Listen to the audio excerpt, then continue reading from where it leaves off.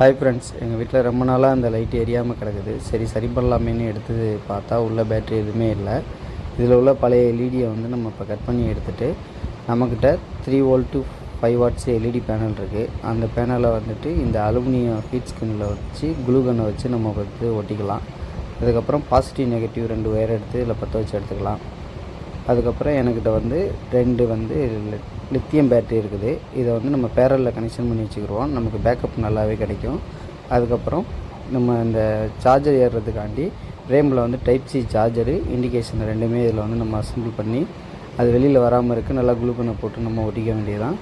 அப்புறம் நம்ம இதில் வந்து இந்த பேட்டரியை உள்ளே அசம்பிள் பண்ணிவிட்டு சால்ட்ரிங் ஒர்க்கெலாம் முடிச்சுட்டு கேபிள் டைப் போட்டு நல்லா டைட் பண்ணிவிட்டு எங்கிட்ட சேக்காகாத அளவுக்கு இப்போ ஆன் பண்ணி பார்த்தோம்னா லைட்டு நல்லாவே ப்ரைட்டாக எரியுது.